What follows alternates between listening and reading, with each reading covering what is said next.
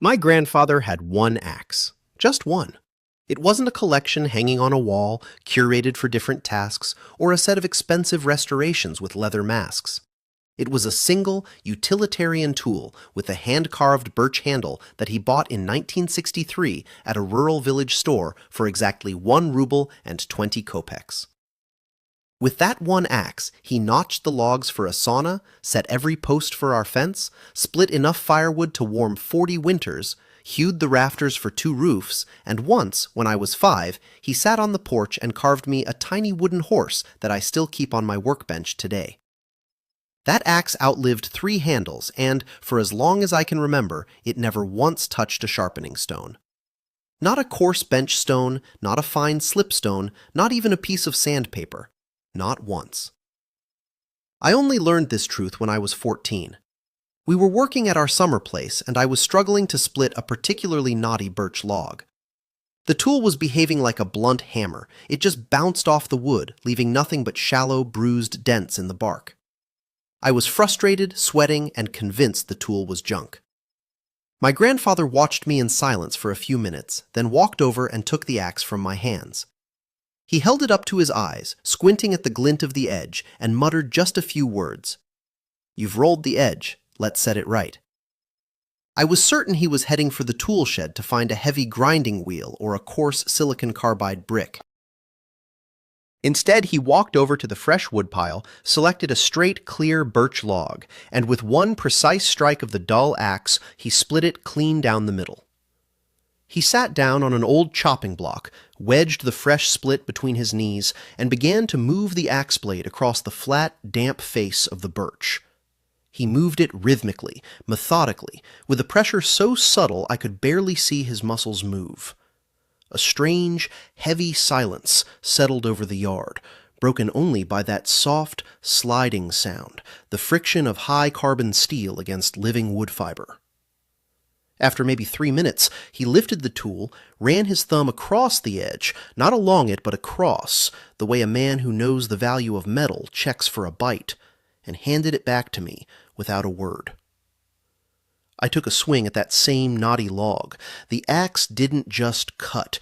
It entered the wood like it was entering soft butter. It didn't bounce. It bit and stayed. I was convinced it was some kind of old-timer's magic trick. At 14, I knew physics, and I knew that wood was softer than steel. Wood cannot sharpen metal. It's an impossibility.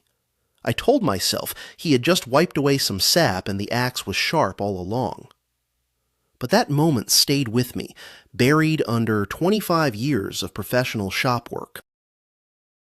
It wasn't until I had spent tens of thousands of hours at the bench, until I had cycled through hundreds of tools and every sharpening system known to man, from $5,000 Japanese natural stones to high-speed CBN wheels, that I finally understood. My grandfather wasn't performing a trick. He was applying a method based on fundamental material science. He was using a technique that was once standard practice for generations of master woodworkers, but has almost entirely vanished from our modern vocabulary. Why did it disappear? The answer is as cynical as it is simple. You cannot brand, package, and sell a birch log.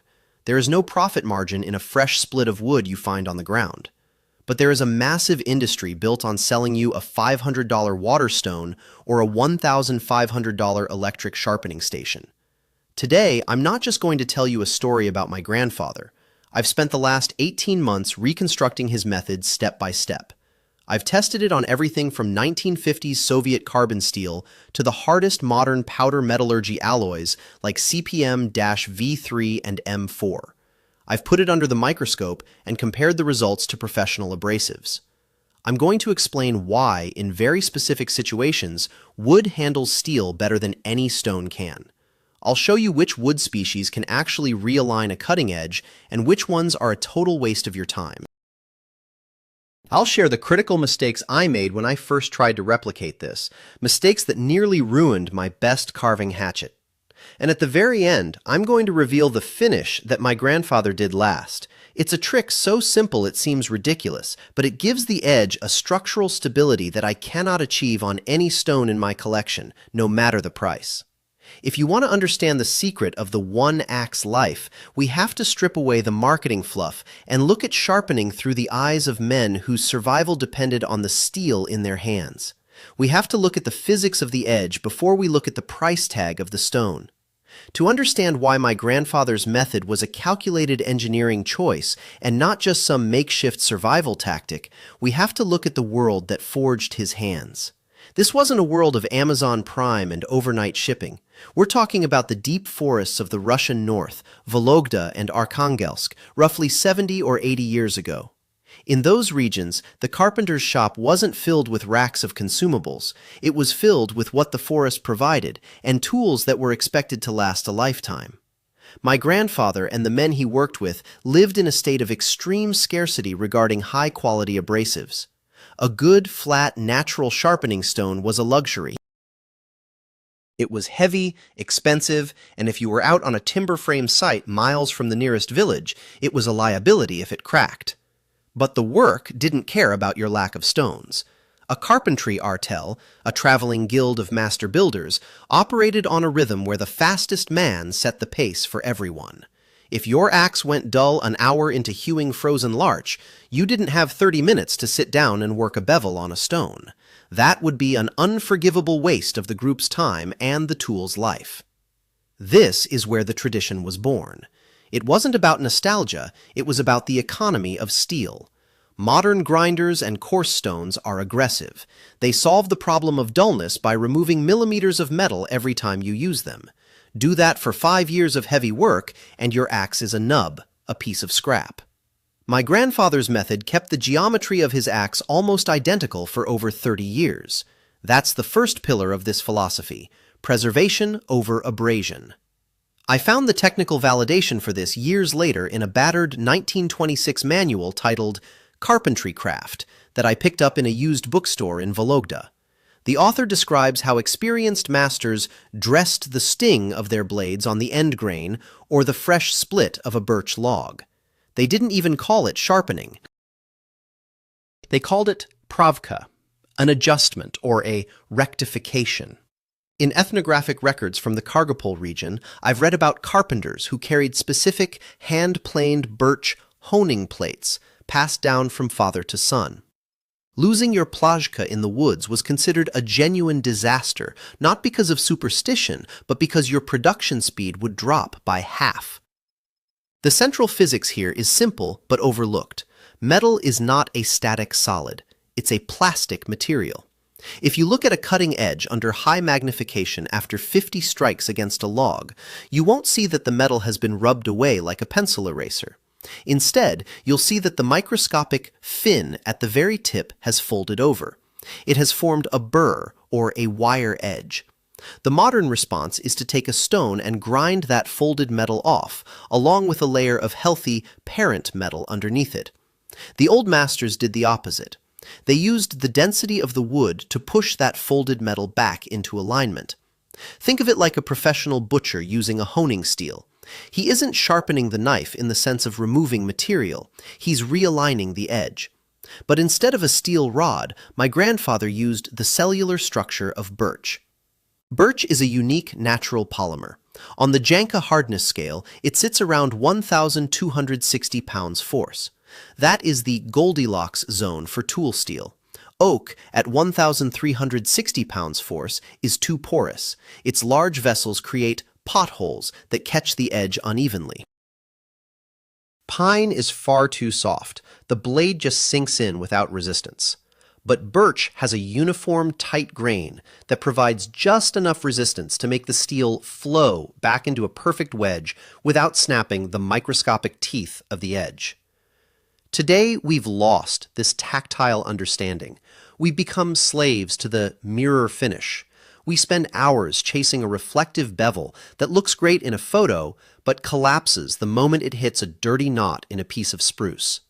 We've traded functional durability for aesthetic perfection. My grandfather didn't care if his axe mirrored his face.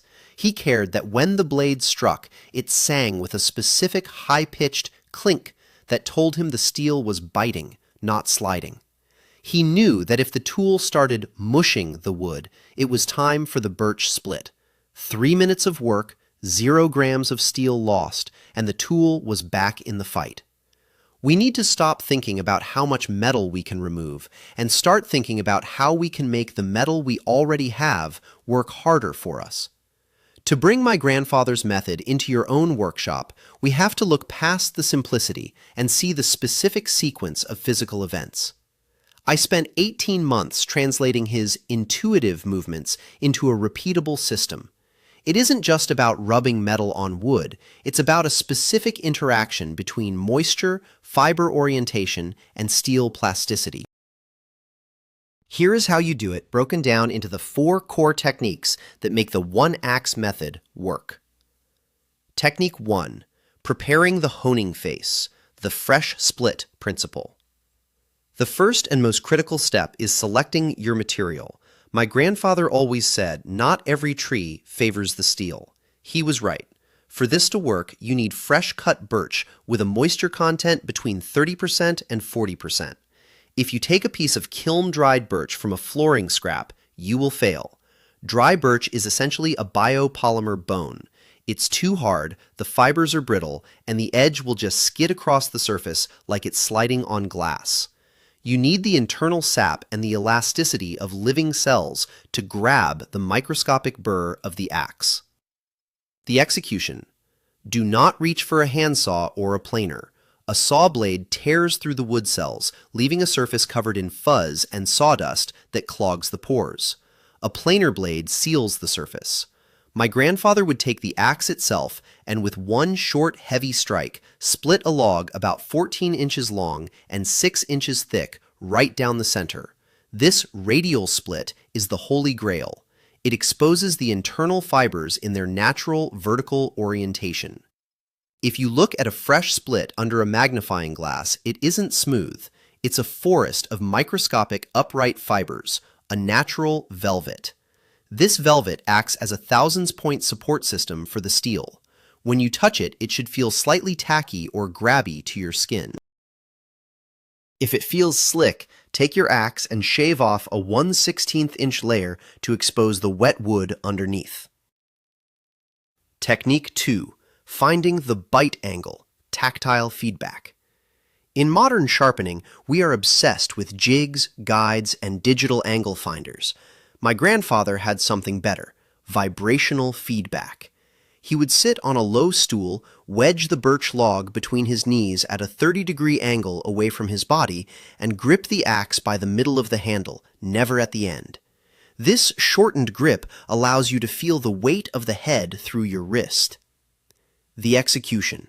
Lay the axe face down on the birch split so the entire bevel is flat against the wood. Now, very slowly, begin to lift the pole, the back of the axe, upward. As you do this, slide the blade away from you. For the first few degrees, it will feel like it's sliding on ice.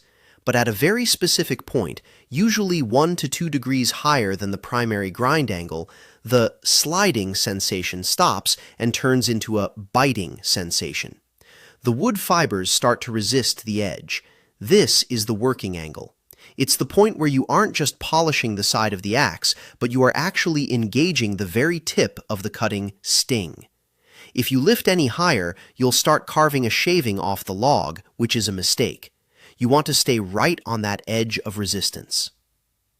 Technique 3. The directional stroke, the combing motion. This is where most modern craftsmen mess up. On a stone, we often use back and forth motions. On a birch split, you move only in one direction, from the heel of the axe to the toe, and always away from the edge, a trailing edge stroke. The execution. Imagine you are trying to comb the metal.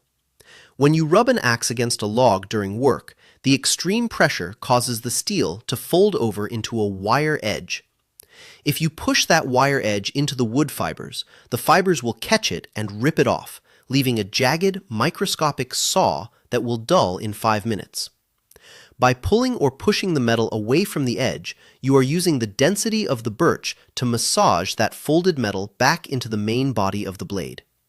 It's like straightening a bent wire instead of snapping it off. The stroke should be long and fluid, covering the entire length of the blade in 1 second. My grandfather's rhythm was slow, about the speed of a heartbeat.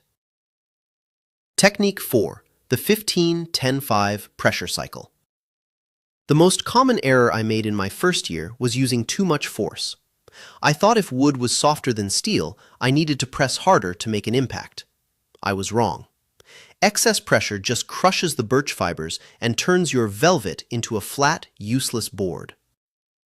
The execution. My grandfather used a diminishing pressure system that I've timed and measured. Phase 1, the reset, 15 strokes per side with moderate pressure, about 5 to 8 pounds of force. This realigns the major rolls in the edge. Phase 2, the refinement, 10 strokes per side with light pressure, about the weight of the axe head itself.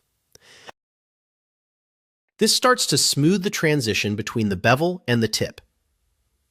Phase 3, the final polish. 5 ghost strokes per side. The pressure is so light you are barely touching the wood. This entire process takes exactly 3.5 minutes. When I tested this against a 1000 grit Japanese waterstone, the results were shocking. The waterstone left deep, jagged canyons in the steel, perfect sites for rust and stress fractures. The birch split left a surface that looked burnished. It wasn't shiny like a mirror, but it was incredibly dense. In metallurgy, we call this work hardening or burnishing. The wood actually compacts the surface of the steel, making it harder and more resistant to impact than the raw steel underneath. Adapting for other tools, the chisel and knife variation. I've successfully used this on my bench chisels and my carving knives, but you have to adjust the mechanics. For a chisel, you do 10 strokes on the bevel as described, but then you must lay the back of the chisel dead flat on the birch and pull it toward you 3 times. This ensures the back stays perfectly planar while the wood pulls any remaining burr off the edge. For knives, especially modern stainless steels like S30V, the metal is much gummier than the old carbon steels. To make this work on a modern folder or hunting knife, you need to increase the stroke count to 30 per side and use a slightly drier piece of birch. The extra friction is necessary to get the more stubborn alloys to move. The sanding of the log, refreshing the tool. After about 50 or 60 sharpenings, the birch split will start to look black or silver. This is actually microscopic steel dust filling the pores of the wood, a phenomenon called swarf loading. The sound of the stroke will change from a crisp hiss to a dull thud. When this happens, don't throw the log away. My grandfather would take the axe and shave one paper-thin transparent curl off the face of the split. Beneath that layer, the fibers are fresh, wet, and perfectly oriented again. A single 6-inch diameter birch log can provide you with a high-performance honing surface for an entire year of daily use. When I first showed this to a colleague who uses a $2,000 Tormex system, he laughed. Then we did a chop-off. We both took identical 1060 carbon steel hatchets. He used his machine, I used a birch log. We spent 2 hours limbing dry oak. By the end, his edge was toothed. It had tiny microchips where the thin, ground edge had shattered against the oak. My axe, treated with the birch method, was still shaving hair. My edge didn't shatter because the wood had packed the metal instead of grinding it away. I didn't just have a sharp tool, I had a tough tool. And that is the difference between a shop queen and a workhorse. Looking at my hands after 20 years in this shop, I realized my grandfather didn't just teach me how to keep an axe sharp. He taught me how to think. We live in an era of engineered solutions. If something doesn't work, we buy a gadget to fix it. In the world of the craft, this manifests as what I call the consumer's workbench, a mindset that actually prevents us from mastering our tools. As I've worked to bring these old methods back into my daily practice, I've identified 4 major patterns of erroneous thinking that almost every modern craftsman falls into. The first pattern is the abrasion obsession. We have been conditioned to believe that sharpening is a destructive process, that you must remove steel to gain an edge. I spent years in a cycle of work until dull, then grind for an hour. It was a ritual of violence against the tool. But the birch method proves that sharpening is actually 90% preservation and 10% correction. If you discipline yourself to do 10 strokes on a birch split every 30 minutes of chopping, you will find that you don't need to touch a sharpening stone for 6 months. We rely on surgery because we've forgotten hygiene. Realignment on organic fibers keeps the metal healthy. Grinding on stones merely manages its decline. The second pattern is the mirror fallacy. We've been sold the idea that a reflective, mirror-polished bevel is the pinnacle of performance. It looks incredible on camera, and it'll shave hair off your arm with ease. But take that mirrored axe into a stand of resinous pine or frozen maple, and you'll feel it immediately. Stiction. A perfectly smooth surface creates a vacuum-like bond with the wood fibers, increasing the energy required for every swing by nearly 15%. Under a microscope, the birch-honed edge isn't a mirror. It has a directional, microscopic tooth left by the cellulose walls of the wood. This works like a microsaw, rupturing the lignin of the tree before the main wedge enters. For a working tool, a toothed edge will always outcut a polished edge. The third pattern is the jig crutch. I've spent over $800 on precision sharpening jigs, devices designed to hold a blade at an exact 22.5-degree angle. They are brilliant pieces of engineering, but they disconnect your brain from the material. My grandfather could find the perfect angle in total darkness because he wasn't looking at a dial, he was listening to the wood. When the steel hits the birch split at the correct angle, the sound shifts from a low, gravelly hiss to a high-pitched, metallic ping. That vibration travels up the handle and into your palm. By relying on jigs, we lose the ability to hear our tools. The birch log isn't just a sharpener, it's a trainer that forces you to re-establish a physical dialogue with your equipment. The fourth pattern is the dangerous safety myth. I often hear people say, "It's just a tool for splitting logs. It doesn't need to be a razor." That is the most dangerous sentence in a workshop. A mostly sharp axe is an unpredictable axe. Because it doesn't bite instantly, it skids. Because it skids, it follows a trajectory you didn't plan. A dull tool requires you to use 300% more physical force to achieve the same result, which leads to fatigue and loss of control. My grandfather was still splitting his own firewood at 84 years old, not because he was exceptionally strong, but because his axe did all the work. He saved his heart and his joints by trusting the edge of his steel. Now, I want to give you the bonus I promised at the beginning. This is the final touch, the secret sauce that I watched my grandfather do for years, thinking it was just some old-world superstition.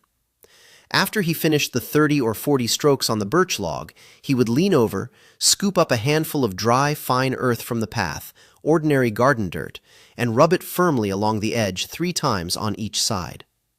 I spent decades thinking this was just a ritual to clean off the sap, but once I started studying mineralogy and abrasive science, I realized he was performing a sophisticated metallurgical finish. Common soil is rich in silica, quartz, feldspar, and mica. These particles have a hardness ranging from 6 to 7 on the Mohs scale, and in their dust form, they represent a grit size between 2,000 and 8,000. By rubbing this free abrasive on the blade, he was performing a final micro-polish. But here's the genius part. Because the soil isn't bonded to a flat stone, the particles roll and shift under your thumb. This creates a convex or lenticular microgeometry at the very tip of the edge. Instead of a fragile V-shaped needle that can chip on a knot, the dirt rub rounds the very apex into a powerful, reinforced arch. This is the same geometry used on high-end survival knives and competitive racing axes today. My grandfather was achieving it with a handful of dirt and 3 seconds of his time. It makes the edge nearly twice as durable against impact. I often think back to that evening on the porch, the smell of fresh birch, and the rhythmic shick of the axe against the log. We are told that the past was a time of primitive struggle, but when I look at this method, I see an efficiency that we've lost. We've traded a ruble 20 axe and a piece of wood for $1,000 of equipment and a tool that lasts a tenth as long. Go find a piece of fresh birch today, split it open. Don't look at it as a piece of firewood. Look at it as a high-performance precision instrument that's been waiting in the forest for you. Let the steel and the wood talk to each other. You might find that the one-axe life isn't about having less, it's about knowing more. I'll see you at the workbench.